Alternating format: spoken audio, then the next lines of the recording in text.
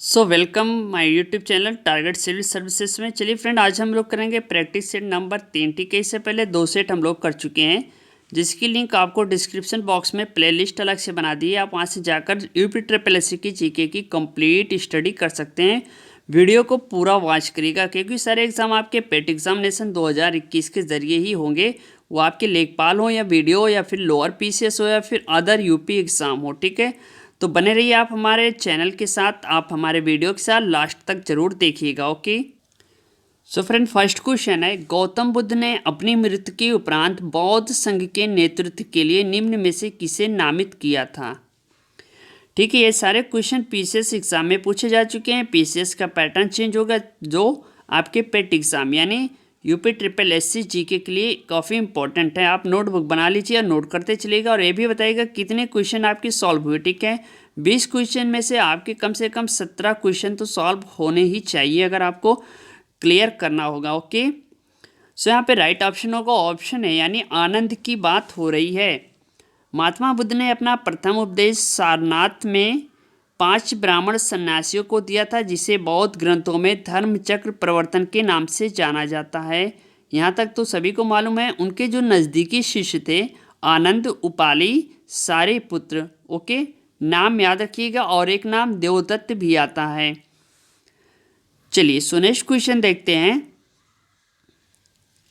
वैदिक ग्रंथों के प्रसिद्ध भाष्यकार शायद निम्न में से किस काल में सक्रिय थे। यहाँ पे डायरेक्ट बात हो रही है भाष्यकार शायद की, वो भी वैदिक ग्रंथ के बारे में पूछ रहा। ठीक है, तो किस काल में सक्रिय थे।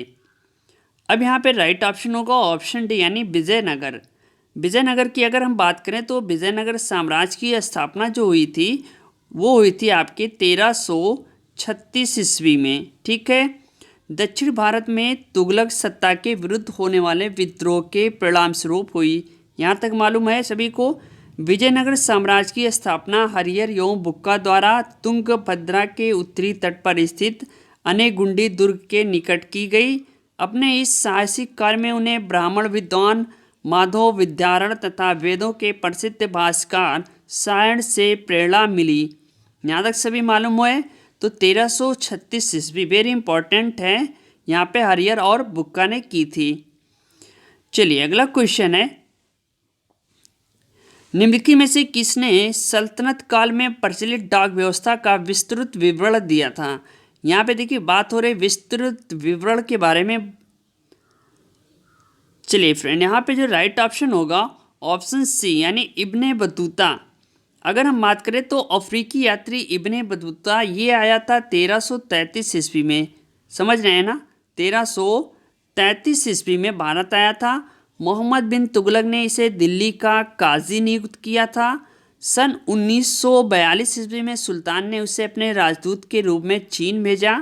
इब्ने बतूता ने अपनी पुस्तक रेहला में मोहम्मद तुगलक के समय की घटनाओं का वर्णन किया। तो यहाँ तक मालूम है सभी को।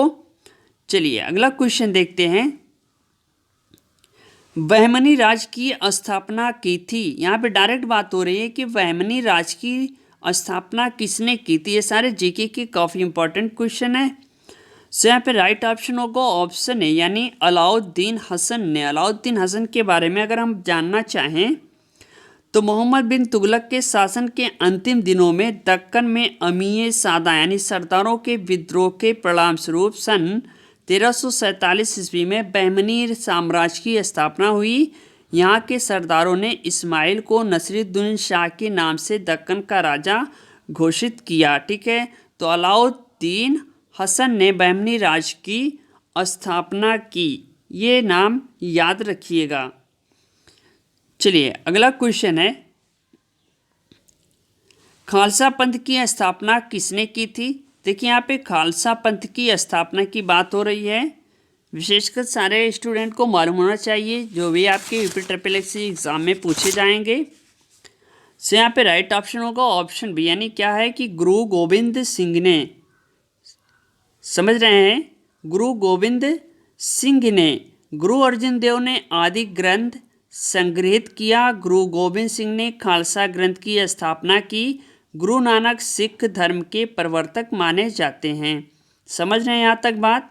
अगर आपको बात समझ में आ रही है तो वीडियो में यस लग के या फिर ये भी बताइएगा कितने क्वेश्चन सॉल्व हो रहे हैं आपके, ओके, और किस चीज़ की तैयारी कर रहे हैं। अगर आप यूपी ट्रिपल एससी से हैं तो किस चीज़ की आप वीडियो के लिए कर रहे हैं, या फिर लेखपाल, या फिर अदर यूपीपी, या फिर अदर यूपी एग्जाम से रिलेटेड कोई भी, ओके। चलिए अगला क्वेश्चन देखते हैं। प्रसिद्ध विद्वान अमीर खुसरो किसके दरबार में रहते थे? देखिए यहाँ पे डायरेक्ट बात है, अमीर खुसरो के बारे में डायरेक्ट पूछ लिया, ठीक है। तो यहाँ पे सभी को मालूम होगा, और राइट ऑप्शन ऑप्शन है यानी अलाउद्दीन खिलजी। अलाउद्दीन खिलजी के बारे में सभी ने सुना होगा। चलिए अगला क्वेश्चन देखते हैं। आदि ग्रंथ संग्रहित किया गया था। देखिए नेक्स्ट क्वेश्चन में, अभी इससे पहले जो क्वेश्चन था उसमें हमने ये पूछा था, ठीक है। तो यहाँ पे राइट ऑप्शन होगा ऑप्शन बी यानी गुरु अर्जुन देव ने। समझ रहे हैं, आदि ग्रंथ को ये 5वें गुरु थे, गुरु अर्जुन देव 5वें गुरु थे सिख के। इन्होंने 1605 ईस्वी में, ठीक है, 1605 ईस्वी में संग्रहित किया था। ये भी डेट याद रखिएगा, 1605 में, और 5वें गुरु थे, ठीक है। चलिए अगला क्वेश्चन है। सूफिया कलाम जो एक प्रकार का भक्ति संगीत है, विशेषता है। यहाँ पे सूफिया कलाम की बात हो रही है, तो यहाँ पे राइट ऑप्शन होगा ऑप्शन बी यानी कश्मीर की। सूफिया कलाम भक्ति संगीत की एक भाषा है जो कश्मीर में प्रचलित है। सूफिया कलाम किससे प्रचलित है? आपके जम्मू एंड कश्मीर से नहीं, केवल कश्मीर से, ओके। चलिए अगला क्वेश्चन है। बंगाल तथा बिहार में अस्थायी बंदोबस्त आरंभ किया था। देखिए इसका आंसर तो आप लोग कमेंट बॉक्स में दीजिए कि बंगाल तथा बिहार में अस्थायी बंदोबस्त किसने शुरू किया था, ठीक है। ये सारे टॉप मोस्ट इंपॉर्टेंट क्वेश्चन है, फटाफट बताइएगा कि बंगाल में बंदोबस्त किसने शुरू किया। यहाँ पे 4 ऑप्शन आपके मिलेंगे, कॉर्नवालिस, मिंटो, वारेन हेस्टिंग्स एवं वेलेस्ली, ओके। चलिए अगला क्वेश्चन है। सन 1907 ईस्वी में भारतीय राष्ट्रीय कांग्रेस का पहला विभाजन हुआ था। अब देखिए यहाँ पे राइट ऑप्शन होगा ऑप्शन डी यानी सूरत अधिवेशन में। 1907 ईस्वी में सूरत अधिवेशन में भारतीय राष्ट्रीय कांग्रेस के नरम एवं गर्म दलों के बीच मतभेद हो जाने से कांग्रेस पार्टी में विभाजन हो गया। लेकिन एक बात ये भी थी कि 1916 में, ठीक है, यानी दोबारा 1916 में लखनऊ अधिवेशन में ये एकजुट हो गए, यानी एक प्लेटफॉर्म पे दोबारा आ गए। चलिए अगला क्वेश्चन है। गांधी जी ने अपना प्रथम सत्याग्रह आरंभ किया था। यहाँ पे डायरेक्ट बात हो रही है, प्रथम सत्याग्रह के बारे में पूछ रहा है। सो राइट ऑप्शन होगा ऑप्शन सी यानी कम मजदूरी के विरुद्ध, यानी मजदूरों को कम मजदूरी दिए जाने के विरुद्ध, यानी 1911 की डायरेक्ट बात हो रहा है। 1911 ईस्वी में दक्षिणी अफ्रीका प्रवास के दौरान नेटाल प्रांत की सरकार द्वारा प्रवासी भारतीयों के प्रवेश को रोकने के लिए बनाए गए कानून के विरोध में सत्याग्रह प्रारंभ किया था। भारत में अपना प्रथम सत्याग्रह 1917 में बिहार के चंपारण से नील कृषकों के पक्ष में शुरू किया। तो 1911 में अफ्रीका में, ठीक है, और 1917 में कहाँ में? बिहार के चंपारण में, ठीक। तो 1917 डेट याद रखिएगा, वेरी इंपॉर्टेंट है, ये भी क्वेश्चन में पूछा जाएगा। चलिए अगला क्वेश्चन देखते हैं। स्वराज पार्टी को स्थापित किसने किया था, ठीक है। यहाँ पे डायरेक्ट बात हो रही है स्वराज पार्टी की। अब यहाँ पे राइट ऑप्शन होगा ऑप्शन सी यानी CR दास तथा मोतीलाल नेहरू ने। समझ रहे हैं, ये हुआ था आपके 1923 ईस्वी में, डेट याद रखिएगा 1923 ईस्वी में। समझ रहे हैं, चित्तरंजन दास ने मोतीलाल नेहरू, विठल भाई पटेल, मदन मोहन मालवीय तथा जयकर के साथ मिलकर इलाहाबाद में स्वराज दल यानी कांग्रेस के खिलाफ स्वराज पार्टी की स्थापना की, जिसके अध्यक्ष CR दास तथा सचिव मोतीलाल नेहरू बने। तो एक पॉइंट याद रखिएगा, सचिव जो थे वो मोतीलाल नेहरू थे। समझ रहे हैं यहाँ तक। चलिए अगला क्वेश्चन है। स्वराज को बतौर राष्ट्रीय मांग के रूप में किसने रखा था? तो यहाँ पे राइट ऑप्शन होगा ऑप्शन सी यानी दादा भाई नेहरूजी ने। अगर हम बात करें तो स्वराज को बतौर राष्ट्रीय मांग दादा भाई नेहरूजी ने सर्वप्रथम सबसे पहले 1905 ईस्वी में बनारस अधिवेशन में उठाया था। 1905 को ही बंगाल विभाजन हुआ था, तो ये भी याद रखिएगा। लेकिन बंगाल विभाजन जो है वो फिर 1911 में रद्द कर दिया गया था, ये भी याद रखिएगा आप, ठीक है। चलिए अगला क्वेश्चन देखते हैं। भारत के संविधान के अंतर्गत आर्थिक योजना विषय है। देखिए आर्थिक योजना एक मैटर है, संविधान यानी हमारे कॉन्स्टिट्यूशन के अंदर। सो यहाँ पे जो राइट ऑप्शन होगा ऑप्शन सी यानी समवर्ती सूची के अंतर्गत रखा गया है।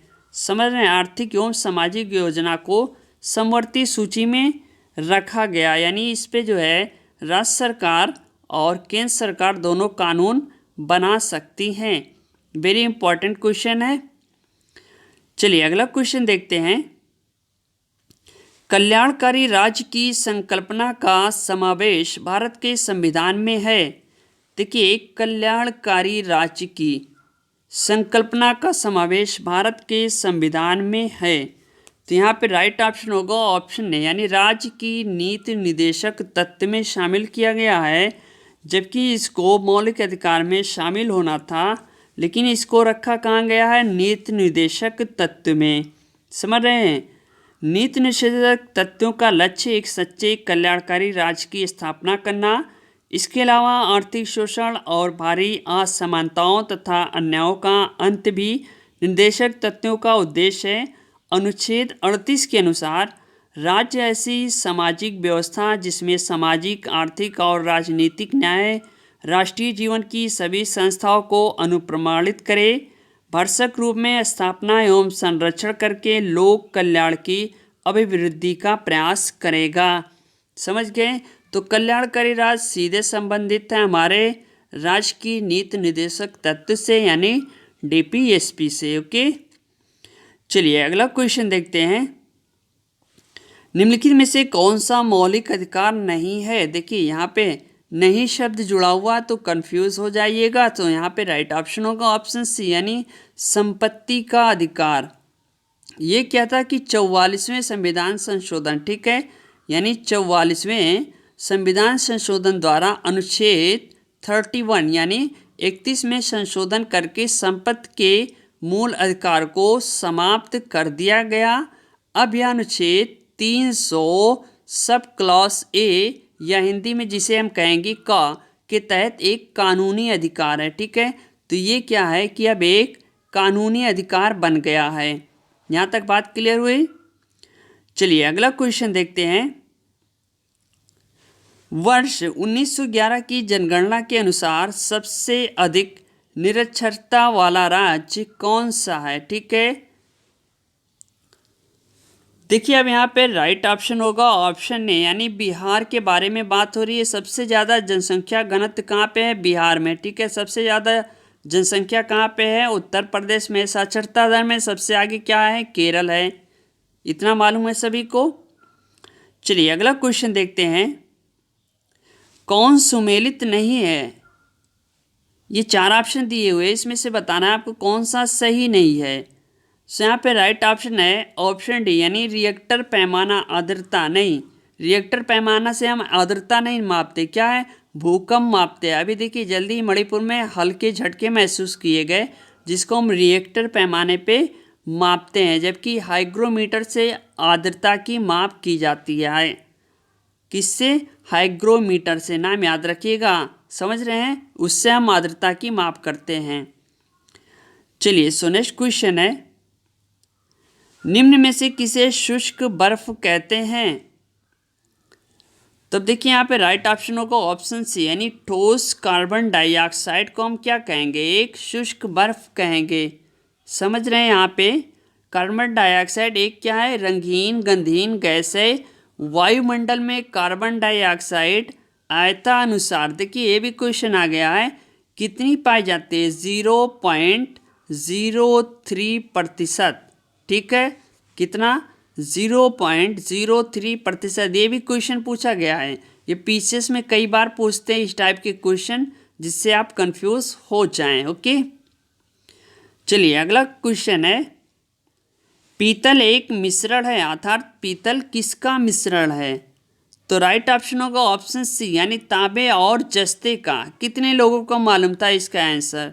पीतल का निर्माण तांबा एवं जस्ता मिलाकर किया जाता है, जिसमें तांबे की मात्रा जो है वो 70% होती है और जस्ते की मात्रा क्या है कि 30% तक होती है। यहाँ तक सभी को डाउट क्लियर है?